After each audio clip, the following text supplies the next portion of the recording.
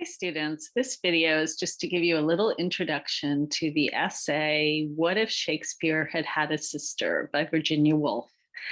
Virginia Woolf published this essay in 1929. It's part of a longer work called A Room of One's Own, and I think it was first presented as a series of lectures at a college.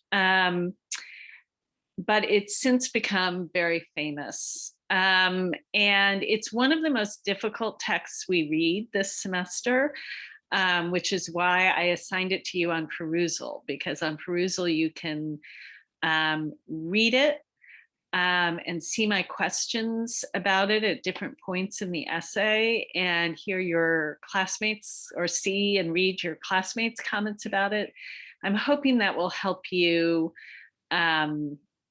understand it.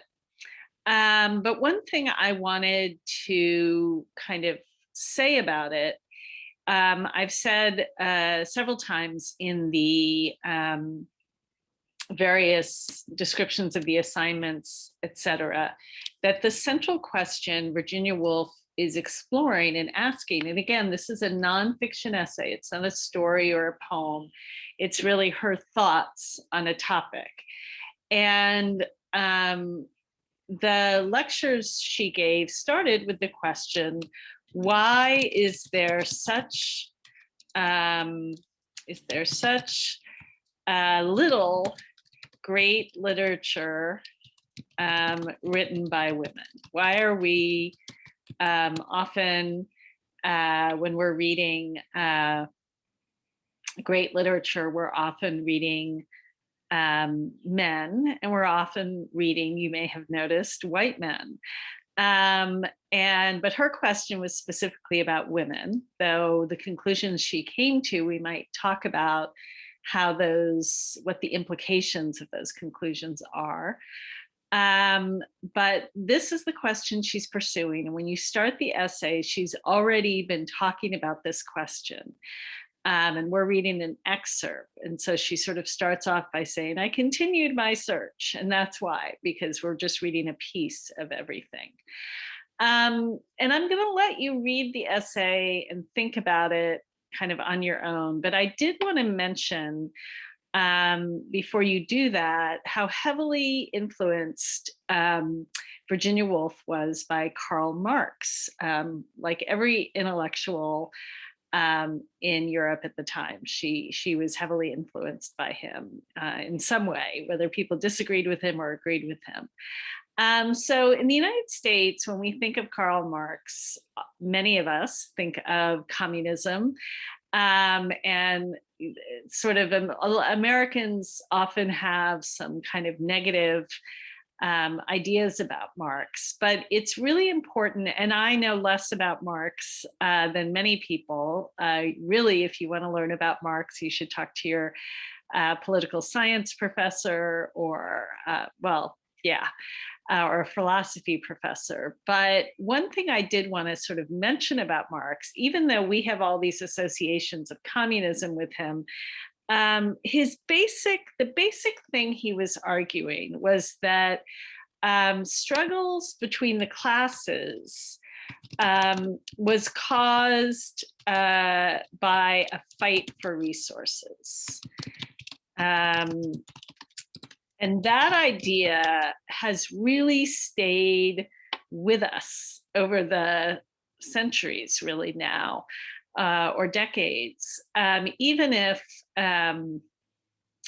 some of the political structures that came out of those ideas, even if we reject those. So, for example, when the United States invaded Iraq, and I'm not going to know exactly what year that was, it might have been 2004 or 2003, the way President Bush explained it to the country is that he said we were liberating Iraq from a terrible leader. However, people who are looking at our invasion of Iraq in 2004 from a Marxist point of view might have said, no, we're invading Iraq to get cheaper oil. So this is really about getting stuff. We want something from Iraq. Lots of countries have terrible rulers, but we don't go invading them. But so the real reason for this invasion is cheap oil. So that's a Marxist point of view. So you might keep that in mind as you read What If Shakespeare Had Had a Sister? Because Virginia Woolf is also thinking about resources. She's thinking about how much stuff have women had and how much stuff have men had? Have they had the same access to a job, their own money, and what she calls a room of one's own? She says, how can somebody write a great play if they can't even have a space in their home where they can shut the door and work? Men had that, but maybe women haven't. So you might want to keep this idea of the fight for resources in mind, particularly after you've read the whole essay. You might go back to the second paragraph where she talks about fiction and all literary work being like a spider's web, and thinking maybe about how that might relate to what Marx says about our fight for resources. All right, that's it.